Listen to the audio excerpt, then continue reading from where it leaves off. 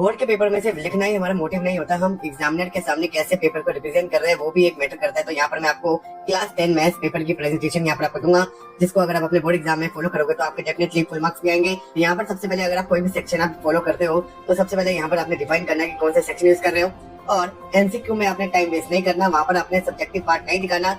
Directly आप option define करोगे और ऑप्शन में आंसर क्या रिप्रेजेंट कर रहा है उसको आप डिफाइन करोगे, और जो आपकी कैलकुलेशन है उसको आप रफ पार्ट में आप सॉल्व कर सकते हो, और वो भी स्टेप काटते हुए, ये नहीं कि आप पहले फॉर्मूला डिफाइन कर रहे हो। ऐसे आपने टाइम वेस्ट नहीं करना। सेक्शन बी स्टार्ट होगा तो सबसे पहले आप सेक्शन को डिफाइन करोगे, देन उसके बाद यहाँ पर आप कौन सा ऑप्शन वाला क्वेश्चन फॉलो कर रहे हो वो चीज यहाँ डिफाइन करोगे। जैसे यहाँ पर ए ऑप्शन फॉलो कर रहा है तो देन उसके बाद जो भी आंसर आप रिप्रेजेंट करोगे उसको बॉक्स में रिप्रेजेंट करोगे, देन उसके बाद आप अंडरलाइन करोगे। ये अंडरलाइन वाला पार्ट आपने सबसे लास्ट में करना है जब आपका पेपर खत्म हो जाएगा और आपके पास 10 मिनट रिवीजन होगे, तब आपने प्रेजेंटेशन करनी है। अगर कोई ट्रिग्नोमेट्री वाला क्वेश्चन होता है तो उसके जो भी आपके ट्रिग्नोमेट्रिक एंगल्स है वैल्यू उसको अपने साइड में डिफाइन करना है और यहाँ पर आपने सॉल्व करना है। कई बार अगर यहाँ पर मिस्टेक होगी तो ये लिखना है कि आपको मार्क्स मिल जाएंगे। देन एक ज्योमेट्री वाले क्वेश्चन को दिखाता हूँ। यहाँ पर अगर आप पहले पेंसिल से आप सर्कल को ड्रॉ करोगे, जो जो चीजें आपको डिफाइंड है उसको यहाँ पर आप लिखोगे, फॉर्मूले को पहले डिफाइन करोगे, देन उसके बाद आंसर को बॉक्स में रिप्रेजेंट करके आओगे विद यूनिट के साथ। कई बच्चे यूनिट को नहीं लिखते और कैलकुलेशन आपने यहाँ पर अंडरलाइन करनी है और यहाँ पर आपने कैलकुलेशन दिखानी है। तो आपको सम एप्लीकेशन का कोई अगर हाइट एंड डिस्टेंस का क्वेश्चन आता है तो आप डायग्राम को पहले पेंसिल से बनाओगे, लेबलिंग बेशक आप पेन से कर सकते हो, और देन चीजें क्या डिफाइन कर रही है वो भी डिफाइन करोगे